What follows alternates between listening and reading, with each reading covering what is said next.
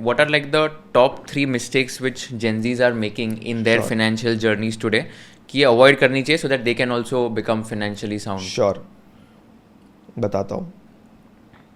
सो सबसे पहला तो 20 सारे बैड फैक्टर्स नहीं है, ये हमने की फैक्टर्स निकाले हैं. सो गलत नहीं है ये सारा, but 28% can not last a month if they lose their job. So emergency fund नहीं बना के रखते जेंजीज. सो इसमें ये प्रॉब्लम होती है कि जॉब्स आर वॉलेटाइल. अब सरकारी नौकरियां तो है नहीं ज़्यादातर लोगों की. पहले का ज़माना चला गया, तो हमें इमरजेंसी फंड्स बनाने की इतनी हैबिट नहीं है. बट अगर नहीं रहती जॉब तो 28% के पास इतना पैसा नहीं है कि वो अपने एक महीने का खर्चा भी मीट कर पाएंगे, विच is very bad. Ideally 6 months का होना चाहिए, तो उसकी भी बात कर लेंगे. 6 मंथ्स वाले लोग कितने हैं? 33% have a very high bad liabilities to total assets ratio. Good liabilities कौन सी होती हैं? आप अगर अपने घर का लोन लेते हैं, it's an appreciating asset, good liability. Education के लिए लेते हैं, अगेन गुड लाइबिलिटी. बिजनेस करने के लिए लेते हैं, गुड लाइबिलिटी, क्योंकि ये अप्रिशिएटिंग एसेट्स पे आप पैसा लगा रहे हैं. लेकिन अगर आप गाड़ी के लिए लेते हैं, दैट्स अ बैड लाइबिलिटी. लेकिन अगर आप पर्सनल लोन लेते हैं ट्रैवल के लिए, वेरी बैड लाइबिलिटी. अगर आप बाकी किसी भी तरीके के कंज्यूमर ड्यूरेबल्स के लिए लोन ले रहे हैं, that's a bad liability, right? So 33% of Gen Zs have a very high. So 2 से 3%, 4%, 5% तो समझ आता है. उससे ऊपर जाता है तो that's bad of your total assets ratio. So 33% have a very high. High वाले भी हैं, हाई वालों की भी नीचे जाके बात कर सकते हैं, बट यहाँ पे मैं अगर वेरी हाई की बात करूँ तो दैट्स 33%, राइट? तो वेरी हाई का क्या डेफिनेशन बताया? सो नीचे एक बार जाके बात कर बैड सकते हैं. Liabilities to total assets. हाँ, तो मैं आप एक बार नीचे जाके आपको बता देता हूँ. हाँ, सो मैं पहले बता भी देता हूँ एवरेज कितना है. So 12% of their net worth, of their total asset, sorry not even net worth, is there bad liability, तो which is very bad, right? अब ये रेशियो कैसे डिफाइन होता है वो मैं आपको एक बार बताता हूँ. सो 0 से 3% जो होता है आपका, वो हो गया रीजनेबल रेंज, कि ठीक है 3% तक आप गाड़ी का लोन ले लो अपनी नेटवर्थ और टोटल एसेट्स का, चलता है. लेकिन अगर आप 3 से 6%, 7% ले रहे हो तो वो थोड़ा हाई हो गया, और 7-8% से ऊपर हो गया तो वो वेरी हाई हो गया. So which is bad, right? So that's how we are defining high, very high and low. Got it. Fair. Yeah. Coming back, so like we talked about equity allocation, 53% are under allocated to equity. So Gen Zs के पास सबसे ज़्यादा room होता है improvement का. और हम आगे जाके बात भी कर सकते हैं कि अगर सही से इन लोगों को एडवाइस मिले तो ये इनकी जो नेटवर्थ है, जो अभी ट्रैजेक्टरी चल रही है, जिस तरीके से अभी इन्वेस्ट कर रहे हैं, उससे 8 टाइम्स ज़्यादा इंक्रीज हो सकती है अगर ये ढंग से एलोकेशन कर सकते हैं. आज की नेटवर्थ से नहीं. सो फॉर एग्जांपल आज मैं जैसे इन्वेस्ट कर रहा हूँ, उससे मेरी नेटवर्थ से for example by the time of retirement से फॉर एग्जांपल 100 करोड़ बनती है, तो अगर मैं अच्छी एडवाइस लेके करता हूँ तो वो 800 करोड़ हो सकती है on an average. So of course I am taking very big numbers, but I am just giving an example कि अगर ये ढंग से एलोकेशन हो जाए तो इतना ज़्यादा इम्पैक्ट हो सकता है. और जेनजी यंग होता है काफ़ी, तो उनके पास ज़्यादा number of years for compounding होते हैं. लेकिन 53% are under allocated to equity, which is bad. So that's when they need to focus on. 54% spend over 50% of their monthly income on mobile phones. So again ये तो हमने बात करी कि India 1 का डेटा है, राइट? और जेनजीज टिपिकली ये वो लोग हैं जिनका जो मतलब second generation, third generation rich है, तब भी ये हाल है, राइट? अगर मैं इंडिया 2, इंडिया 3 के चले जाऊँ, मतलब जो टियर 2 एंड बिलो सिटीज़ में रहते हैं, उनका तो मतलब बहुत ही ज़्यादा हाई होगा ये ratio. So this is still an understatement I would say for the entire Gen Z cohort of India. मतलब आइडियली मेरे एक दोस्त ने ही बोला था कि मेरी एक हफ्ते की इनकम का मैं फ़ोन लेता हूँ, which seems to be a fair ratio, कि you don't deserve an iPhone until you make 2 lakhs a month, right? कम से कम अगर 50,000 का आता है तो आप 50,000 या लाख रुपए का ले लो मैक्सिमम. उसके ऊपर जाता है विच इज़ बैड.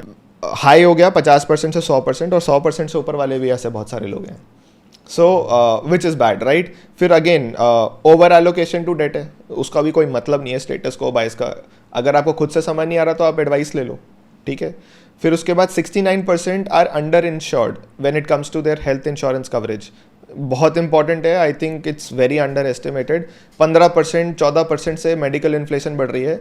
मेरे दादाजी का अपोलो में 1 महीने वो रुके थे, उनका कुछ इलाज चला था, 20 लाख रुपए का खर्चा आया था. सो आज की डेट में वो 40 लाख का हो गया. 40 लाख किसके पास पड़े हैं आप मेरे को बता दो इंडिया में?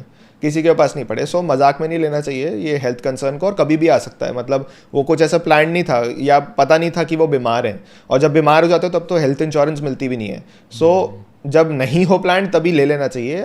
आज नहीं है तो आज ले लो, और कॉर्पोरेट से हट के लो. टिपिकली जो आपकी कॉर्पोरेट इंश्योरेंस है, 77% are underinsured when it comes to their term insurance coverage.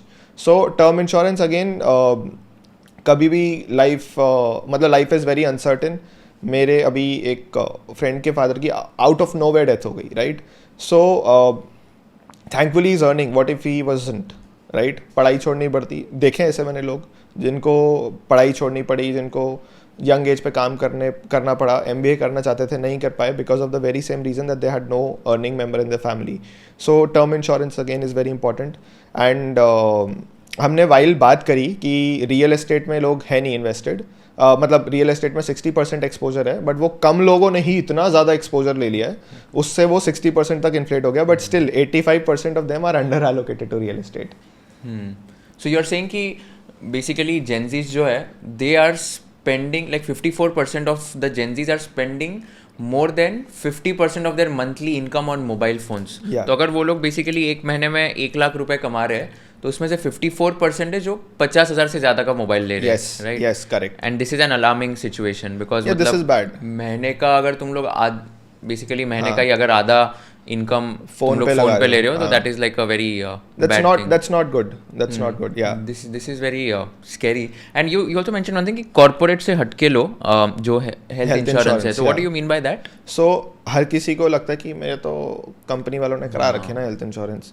कभी उसको एक बार क्लेम करके देखना. उसकी भगवान ना करे कभी ज़रूरत पड़े, 3 लाख 5 लाख की लिमिट होती है. उसमें भी कितने सारे ऊपर नीचे कैप होते हैं, और मैं तो देखे हैं उसके प्रीमियम के रेट इतने सस्ते होते हैं ना, उस रेट में दे ही नहीं सकता कोई भी इंश्योरर आपको प्रॉफिटेबली इंश्योरेंस, राइट.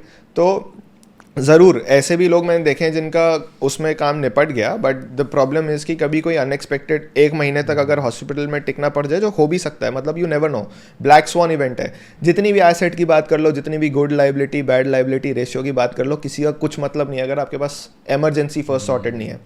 तो इमरजेंसीज के लिए आपको सबसे पहले सॉर्ट करना होता है, बिकॉज एक ब्लैक स्वान इवेंट आपकी सारी प्लानिंग की ऐसी कम तैसी कर सकता है, right? So that's what you need to be prepared of at the very first. So you're saying that even if someone has a health insurance through their company where they are working, they still need to take a health insurance from a separate company, like for themselves. Yeah. उसका एक और reason ये भी होता है, मान लो आपके employer का बहुत ही अच्छा हेल्थ इंश्योरेंस है, आप कभी कंपनी भी तो छोड़ सकते हो, तब गया. और आप क्या पता कंपनी में रहते रहते बीमार हो गए और कंपनी छोड़ने के बाद आपको कोई हेल्थ इंश्योरर दे ही ना. लाइफ इज़ वेरी अनसर्टन यार. यंग लोगों को भी हार्ट अटैक्स आ जाते हैं आउट ऑफ नोवेयर, और उनको भी बीमारियां हो जाती हैं. सो फिर नहीं देता इंश्योरर कोई भी आपको health insurance. So that's what you need to be very of. If you learned something new from this video, do share it with your friends and subscribe to this channel so that we can bring you the best content possible.